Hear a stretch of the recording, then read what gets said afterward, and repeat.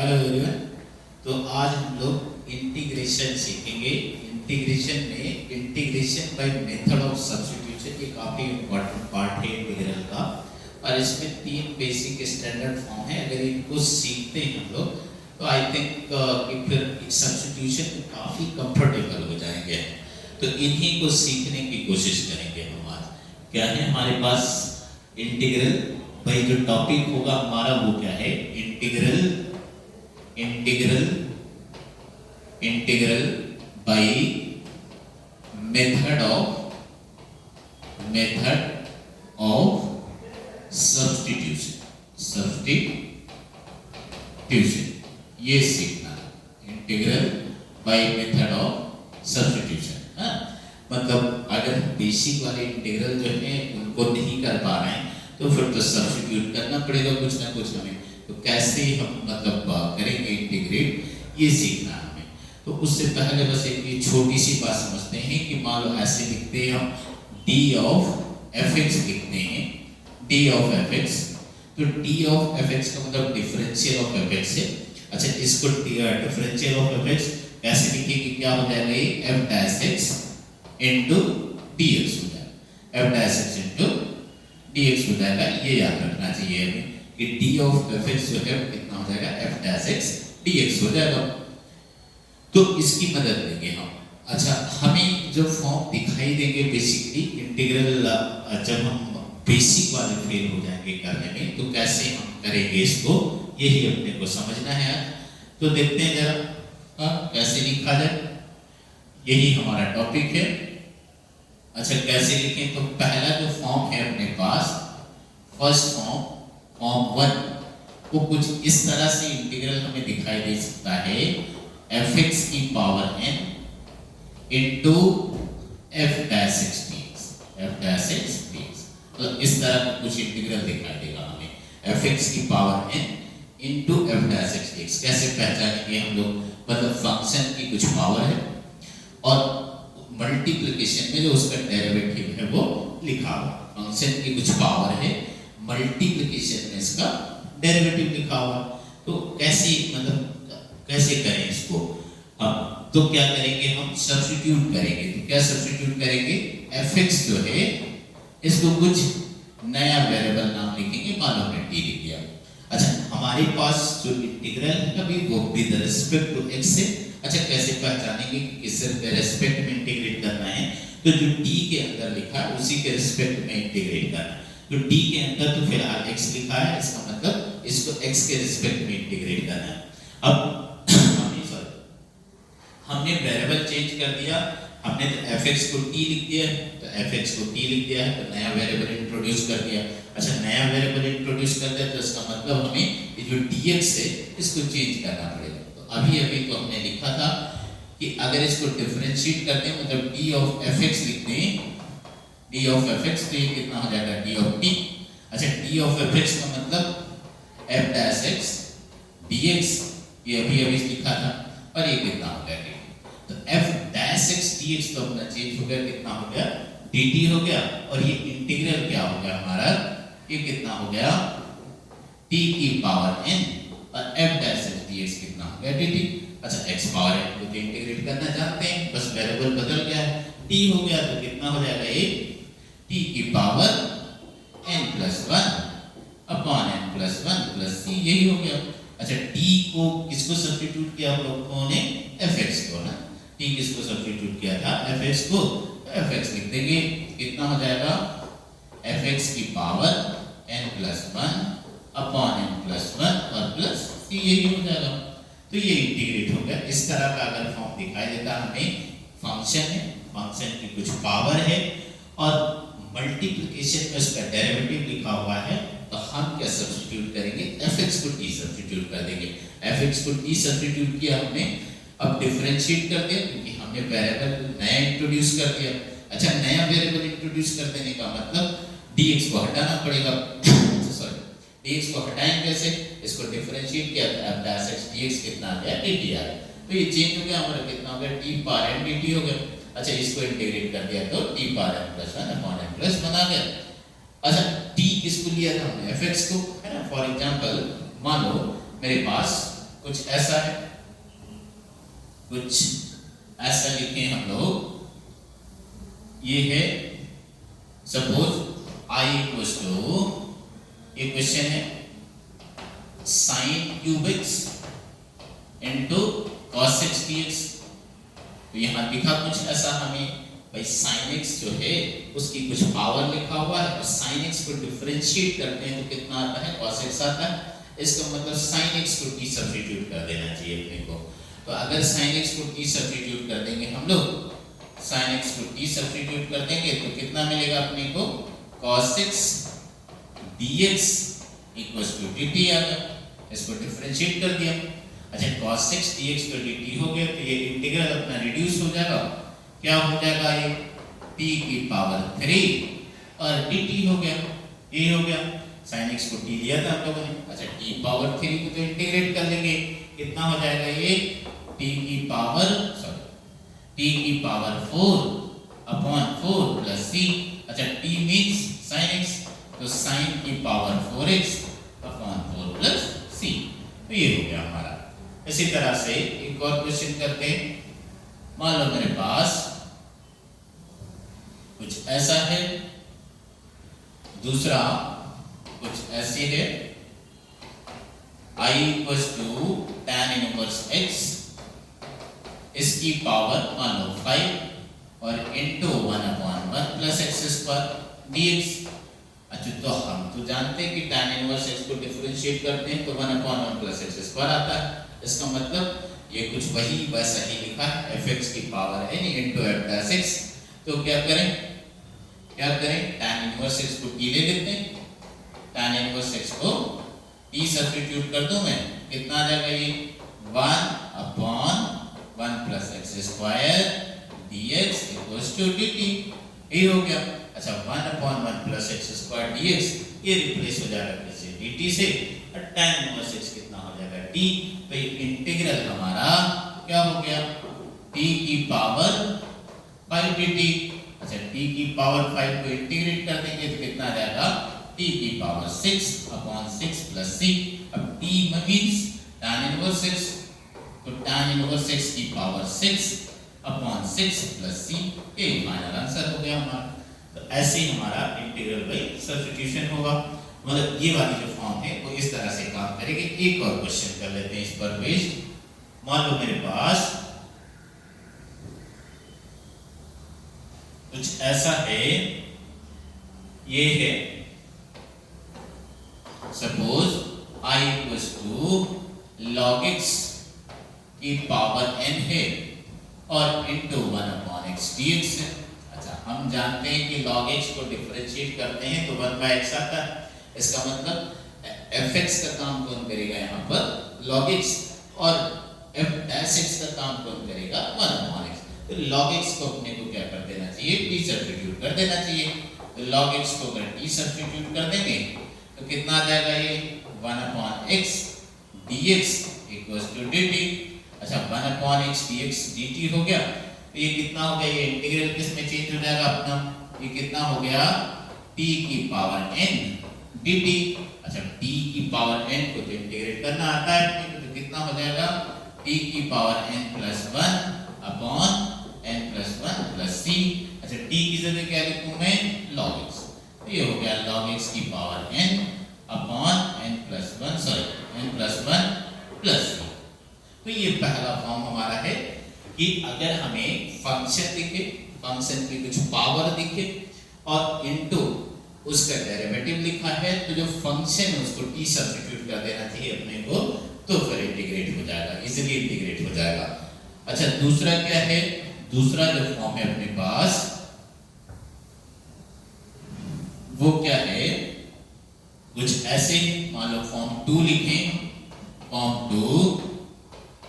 तो ये क्या है, कुछ ऐसा दिखाई दे सकता है हमें इंटीग्रल, ये कुछ ऐसा दिखाई दे सकता है f of gx into z dash x। अब कैसे पहचानें कि मतलब यही वाला फॉर्म है, तो पहले बाहर कोई फंक्शन, अच्छा जो बाहर फंक्शन है उसका इंटीग्रल नोन है, उसका इंटीग्रल नोन है। तो f ऑफ gx मतलब अंदर जो फंक्शन है उसका डेरिवेटिव प्रोडक्ट में, उसका डेरिवेटिव प्रोडक्ट में।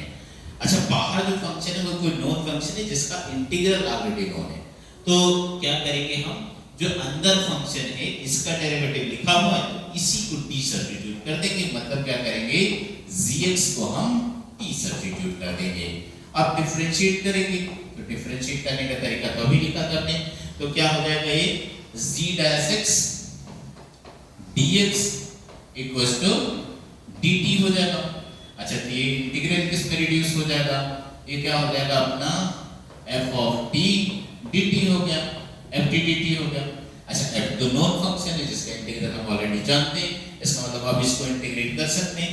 f यहाँ पे क्या है, f नॉन फंक्शन है, नॉन फंक्शन कुछ इंटीग्रल इज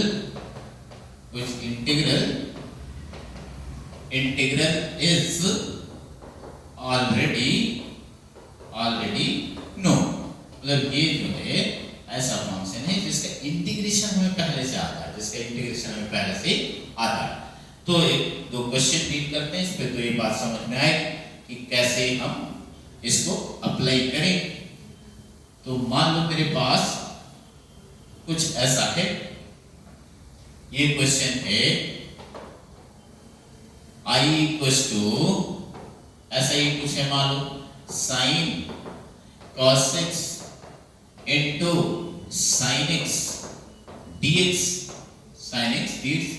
तो यहाँ तो दिख रहा है मुझे कि sin एक फंक्शन है, फिर उसके अंदर cos x है, फिर इनटू sin x है, तो जो अंदर वाला फंक्शन है उसको डिफरेंशिएट करते हैं तो sin x तो आता ही आता, बाकी नंबर क्या आ रहा है उससे कोई फर्क तो पड़ना नहीं, नंबर को तो इधर उधर अरेंज कर देंगे, उससे क्या फर्क पड़ेगा।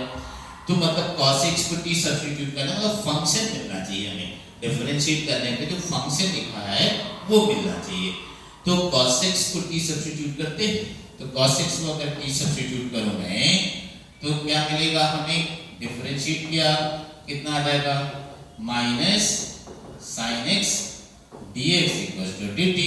अच्छा तो sin x dx कितना हो जाएगा, sin x dx कितना आ जाएगा माइनस dt। तो ये जो इंटीग्रल है अब क्या हो जाएगा अपने पास, ये क्या हो जाएगा, ये हो गया sin t और sin x dx जो है ये तो हो गया माइनस dt। अच्छा हमने कहा था f है वो तो ऑलरेडी कोई ऐसा फंक्शन होगा जिसका इंटीग्रल हमें ऑलरेडी नोन होगा, तो sin t का इंटीग्रल तो जानते हैं, तो माइनस तो बाहर आ ही जाएगा ये, और ये हो गया sin t dt। अच्छा sin t को इंटीग्रेट करते हैं तो माइनस cos t, तो कितना हो जाएगा ये माइनस में तो पहले से ही है, तो कितना हो जाएगा cos t और प्लस c, t की जगह क्या लिखा जाए cos x लिखा जाए, तो कितना हो जाएगा ये cos x प्लस c। इस तरह से हम इसे आइडेंटिफाई करेंगे f of gx into g dash x। एक और क्वेश्चन करेक्ट किया जाए इस पर page,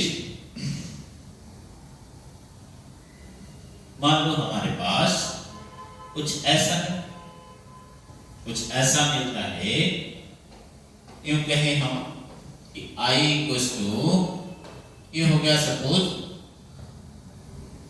x sine sec square log x into 1 upon x dx, 1 upon x dx। अच्छा तो log x को डिफरेंशिएट करते हैं तो 1 अपॉन x आता है, तो ये कुछ वैसा ही लिखा है f of gx into f dash x, तो मतलब log x को t सब्स्टिट्यूट करना चाहिए अपने को, log x को t सब्स्टिट्यूट करना चाहिए। तो अब इसको डिफरेंशिएट कर दो, कितना आ गया 1 upon x dx equals to dt। अच्छा तो 1 बाय x dx तो चेंज हो जाएगा, कितना हो जाएगा dt, और log x की जगह t लिख देंगे हम लोग, कितना आ जाएगा ये कितना हो जाएगा sec स्क्वायर t dt।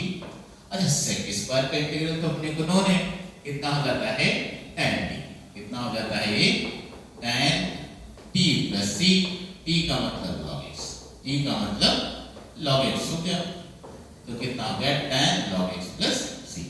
इस तरह से हम इसे क्या करेंगे आइडेंटिफाई करेंगे कि फंक्शन के अंदर कोई फंक्शन और अंदर लिखा हुआ है उसका डेरिवेटिव मतलब फंक्शन, फिर फंक्शन के अंदर फंक्शन और फिर उसका डेरिवेटिव प्रोडक्ट में है, तो फिर हम ये वाला तरीका लगाएंगे कि क्या करेंगे जो अंदर फंक्शन उसको t सब्स्टिट्यूट कर दिया करेंगे।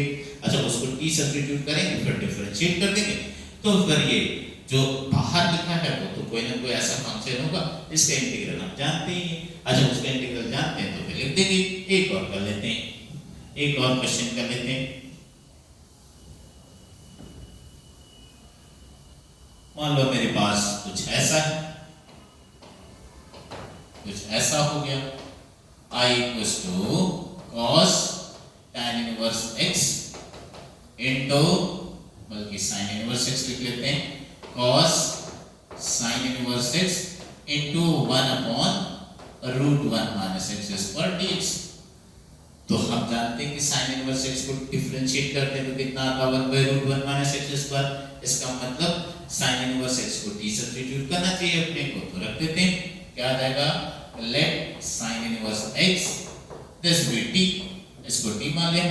अच्छा, हम जानते हैं कि sin इनवर्स x का डिफरेंशिएशन कितना आता है 1/√1 माइनस एक्स स्क्वायर। तो जरा इसको डिफरेंशिएट कर दो तो कितना आ जाएगा 1/√1 माइनस एक्स स्क्वायर dx बराबर dt हो गया।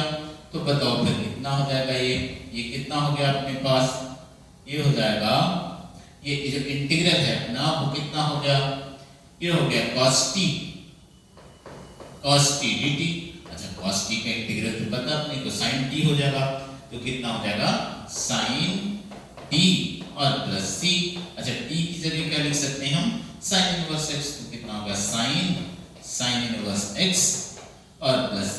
अच्छा, sin इनवर्स x तो x हो जाता है, तो इसका मतलब कितना हो जाएगा, ये x प्लस c, ये कितना हो गया x प्लस c हो गया।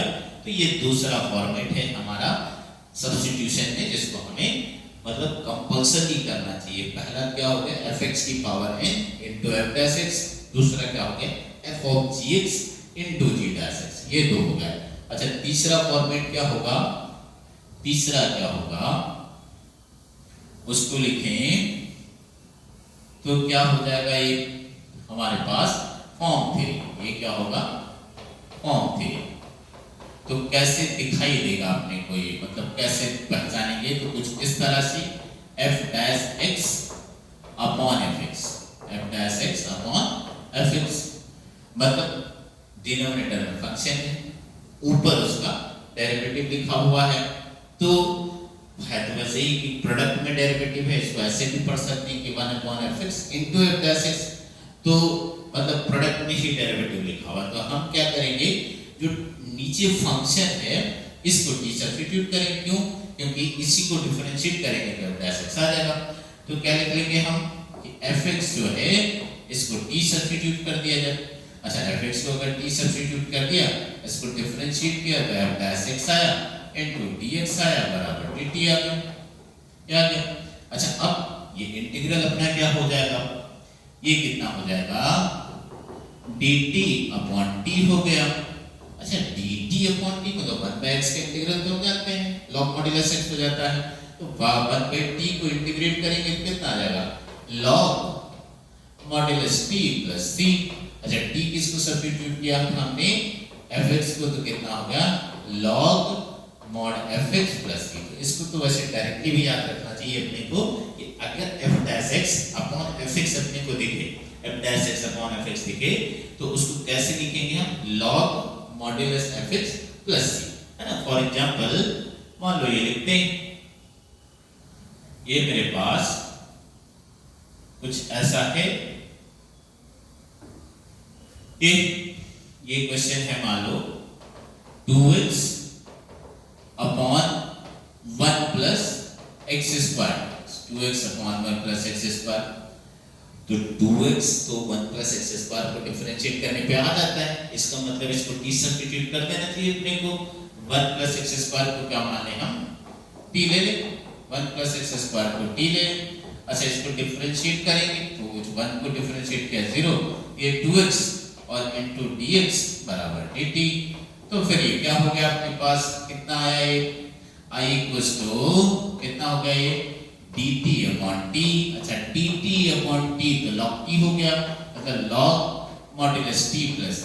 अच्छा, t यहाँ पर वैसे 1 प्लस एक्स स्क्वायर है, तो मॉड लिखें ना लिखें कोई फर्क नहीं पड़ेगा, तो कितना हो जाएगा, क्योंकि ये तो हमेशा ही पॉजिटिव है, तो कितना हो गया log 1 प्लस एक्स स्क्वायर और प्लस c हो गया, ये हो गया। एक और तरकीब करते हैं, तो ये बात फिर से समझते हैं कैसे पहचानेंगे, f अपॉन fx। तो जो fx है उसको t सब्स्टिट्यूट करना है अपने को, उसको डिफरेंशिएट कर देना है। डिफरेंशिएट करने के बाद ये इस फॉर्म में आ जाएगा, आप मतलब 1/t dt के फॉर्म में आ जाएगा, और 1/t का इंटीग्रल कितना हो जाएगा, log modulus t plus c। थोड़ा आगे समझते हैं, एक और क्वेश्चन करते हैं। तो मान लो मेरे पास कुछ ऐसा है, ये है 1/x log x dx, ये इंटीग्रल। अच्छा, इसको तो मैं ऐसे भी लिख सकता हूं 1/x upon log x dx, ये हो गया। अब मैं जानता हूं कि log x को जब मैं डिफरेंशिएट करता हूं तो कितना आता है, 1/x आता है। इसका मतलब ये उसी फॉर्म का है। तो log x को क्या कर देना चाहिए अपने को, t सब्स्टिट्यूट कर देना चाहिए। log x को t सब्स्टिट्यूट कर दें। अच्छा, log x को अगर t सब्स्टिट्यूट कर दें, डिफरेंशिएट कर दो, तो डिफरेंशिएट करोगे तो कितना आएगा, 1/x dx बराबर dt हो गया। तो 1/x dx तो लिखा ही हुआ है, तो dt हो गया। तो फाइनली ये अपना इंटीग्रल किस में रिड्यूस हुआ, dt अपॉन d हो गया। अच्छा, dt अपॉन d तो log t हो गया। तो कितना हो जाएगा, log modulus t plus c। अच्छा, t की जगह क्या लिखूं मैं, log x। तो कितना हो गया, log x plus log modulus log x plus c। तो इस तरह से हम इसको आइडेंटिफाई करेंगे। तो ये तीन मेजर फॉर्म है सब्स्टिट्यूशन के, जिनको हमें याद रखना चाहिए। और भी सब्स्टिट्यूशन के तरीके तो और भी होंगे, लेकिन मेजरली ये तीन हैं जिनको जरूर हमें कंपल्सरी मतलब ढंग से सीख के रखना चाहिए। अच्छा, एक और कुछ ये स्टैंडर्ड रिजल्ट हैं जो इसी के बिहाफ पे हैं। जैसे हमें कहे कि tan x को इंटीग्रेट करो, इंटीग्रल ऑफ tan x, तो ये एक स्टैंडर्ड रिजल्ट भी है जिसको याद रखना चाहिए। अभी तो क्वेश्चन के फॉर्म में लिखते हैं कि ये tan x, इसको इंटीग्रेट कर, tan x इंटीग्रेट करना है। तो tan x को तो मैं ऐसे लिख सकता हूँ sin x by cos x। अब मुझे दिखा कि cos x को डिफरेंशिएट करेंगे तो sin x आएगा। इसका मतलब cos x को क्या कर देना चाहिए, t सब्स्टिट्यूट कर देना चाहिए। तो cos x को t सब्स्टिट्यूट कर दिया तो बताओ कितना आएगा, cos x को t सब्स्टिट्यूट किया तो कितना आया, minus sin x dx equals to dt आया। इसका मतलब sin x dx कितना आ गया, माइनस dt आ गया, ये हो गया। अच्छा, तो जब लिखते हैं यहाँ पे कितना हो जाएगा, ये इंटीग्रल अपना ये हो गया माइनस dt अपॉन t हो गया। अच्छा, dt अपॉन t फिर से, तो dt अपॉन t कितना हो जाएगा, log mod t कितना हो जाएगा, ये minus log modulus t plus c। t का मतलब cos x, तो क्या आ जाएगा, minus log mod cos x plus c। एक फॉर्मेट तो यही हो गया। ऐसे ही याद रखना चाहिए अपने को कि tan x को इंटीग्रेट करेंगे तो कितना आएगा, minus log modulus cos x plus c। अच्छा, ये जो माइनस लिखा हुआ है यहाँ पर, इसको तो पावर में भी लिख सकते हैं। लॉग की प्रॉपर्टी अगर लगा दें तो कैसे लिख सकते हैं हम, इसको कैसे लिख सकते हैं, ये जो लिखा हुआ है इसको ऐसे लिख सकता हूं मैं, log मॉड्यूलस cos x और इसकी पावर -1 प्लस c। अच्छा, पावर -1 तो 1 cos x हो जाएगा। अच्छा, 1 cos x को क्या लिख सकते हैं, sec x लिख सकते हैं। तो इसका मतलब ये इसको ऐसा भी मैं लिख सकता हूँ, log modulus sec x plus c। तो या तो ऐसे लिखें या ऐसे लिखें। तो मैं एक बार ब्रीफ कर देता हूँ इसको फिर से वापस। कैसे लिखेंगे, tan x जो है, tan x को कैसे इंटीग्रेट कर सकते हैं, या तो ये वाला फॉर्मेट यूज करें और या तो ये वाला यूज करें। मतलब कैसे कैसे लिख सकते हैं, minus log modulus cos x plus c लिखें, या क्या लिखें, log modulus sec x plus c लिखें। दो में से कुछ भी लिखें, चाहे ये लिखो और चाहे ये लिखो, जो भी दोनों ही सही है। अच्छा, तो सिमिलर इसी पर बेस्ड ऐसे ही आप cot x को इंटीग्रेट कर सकते हैं, ऐसे ही हम sec x को इंटीग्रेट कर सकते हैं और ऐसे ही cosec x को इंटीग्रेट कर सकते हैं। तो ये स्टैंडर्ड है, इनको लिख लेते हैं हम, कैसे हो जाएंगे। अब डायरेक्टली लिखें, अगर cot x को इंटीग्रेट करें तो दूसरा जो है कितना आ जाएगा, इंटीग्रल ऑफ cot x। तो cot x को कैसे लिख लेंगे, cos x by sin x। तो बिल्कुल सेम उसी तरीके से हो जाएगा। तो ये कितना आ जाएगा, log मॉड्यूलस साइन एक्स और प्लस सी हो जाएगा, log modulus sine x plus C. अच्छा तीसरा, अगर मेरे पास इंटीग्रल ऑफ सेक एक्स है, सेक एक्स है, अच्छा तो सेक एक्स को इंटीग्रेबल बनाने के लिए क्या करते हैं, हम थोड़ी देर अपनी साइड से sec x plus tan x से मल्टीप्लाई डिवाइड कर देते हैं। मतलब इसको कैसे मल्टीप्लाई, मैंने मल्टीप्लाई डिवाइड कर दिया, sec x plus tan x से मल्टीप्लाई कर दिया और इसी से मैंने क्या कर दिया, इसको डिवाइड कर दिया। अब तो कोई चेंज नहीं आया। अच्छा अब ये जो है इसको t सब्स्टिट्यूट कर दिया, जो sec x plus tan x है इसको क्या किया मैंने, t सब्स्टिट्यूट कर दिया। अच्छा अब जरा डिफरेंशिएट करते हैं इसको, डिफरेंशिएट करेंगे तो sec x कितना आ जाएगा, इसको डिफरेंशिएट करें तो कितना आ जाएगा, sec x का डिफरेंशिएशन कितना हो जाएगा, sec x tan x, और tan x को डिफरेंशिएट करोगे तो sec square x into dx equals to कितना आ जाएगा, dt। तो फिर क्या हो गया, यहाँ पे कितना आ गया, ये अपने पास sec x कॉमन है इनमें, तो sec x कॉमन ले लूं मैं तो कितना आया, sec x plus tan x into dx बराबर dt। तो यही तो लिखा है अपने पास ऊपर, sec x into sec x plus tan x, यही तो लिखा हुआ। तो इसका मतलब ये कितना हो जाएगा, इंटीग्रल अपना dt अपॉन t हो गया। अच्छा dt अपॉन t मतलब log मॉड्यूलस t और प्लस c, t का मतलब sec x plus tan x। तो इधर लिखता हूं तो ये कितना आ जाएगा, ये हो गया अपने पास कितना हो जाएगा, ये कितना हो गया, ये हमारा हो गया कितना, log mod t आया, t का मतलब कितना हो गया, sec x plus tan x, मतलब log modulus sec x plus tan x plus c। अच्छा ये जो लिखा हुआ है फिर से एक बार समझते हैं, क्या किया है हमने, ये जो sec x था उसको sec x plus tan x से मल्टीप्लाई कर दिया और उसी से डिवाइड कर दिया। अच्छा अब जो नीचे डिनोमिनेटर में आ रहा था उसको t सब्स्टिट्यूट कर दिया, उसको डिफरेंशिएट कर दिया, डिफरेंशिएट करने के बाद sec x कॉमन आ गया, तो वही आ गया जो न्यूमरेटर था हमारे पास। अच्छा न्यूमरेटर तो dt बन गया बाई t बन गया। अच्छा dt बाई t का मतलब log mod t हो गया। अच्छा t की जगह हमने क्या रख दिया, फिर से वापस sec x plus tan x कर दिया। अच्छा इसी को फर्दर अगर सिंपलीफाई कर देंगे सब तो क्या हो जाएगा, मतलब साइन कॉस में बदल देंगे, तो साइन कॉस में बदल देंगे तो इसी का इंटीग्रल ऐसा भी लिख सकते हैं, log tan pi by 4 plus x by 2 और प्लस ऐसा भी लिख सकते हैं। मतलब साइन कॉस में बदल दें फिर हाफ सर्कल वाले फॉर्मूले लगा दें तो वहां से क्या हो जाएगा, ये आ जाएगा। अच्छा एक और बचा अपने पास, क्या बच गया मेरे पास, cosec x, तो उसका तो डायरेक्टली लिख दूंगा मैं, इसका हमने प्रोसीजर डिस्कस कर लिया है तो वो वाला डायरेक्ट लिखेंगे कि कैसे आएगा, मतलब बिल्कुल सेम ऐसे ही प्रोसीड करेंगे। तो ये फोर्थ होगा अपने पास इंटीग्रल ऑफ cosec x। अच्छा cosec x करेंगे क्या, cosec x minus cot x से मल्टीप्लाई कर देंगे, उसी से डिवाइड कर देंगे, तो कितना आ जाएगा, ये log modulus cosec x minus cot x और प्लस c आ जाएगा। अच्छा फिर से वही काम कर दें, इसको साइन कॉस में बदल दें और फिर हाफ एंगल वाले फॉर्मूले लगा दें, तो इसी को सिंपलीफाई करके कितना आ जाएगा, log tan x by 2 plus c, ऐसा भी लिख सकते हैं। तो सिंपलीफाई एक करके मैं दिखा देता हूँ, जैसे cosec x minus cot x है तो cosec x minus cot x को कैसे लिख सकते हैं हम लोग, 1 upon sin x, 1 upon sin x और ये हो जाएगा cos x by sin x। तो इसको कैसे हो जाएगा, ये 1 minus cos x upon sin x। अब हाफ एंगल वाला फॉर्मूला लगा दें तो ये हो जाएगा 1 minus 2 sin square x by 2 और ये कितना हो जाएगा, 2 sin x by 2 cos x by 2, ये हो गया।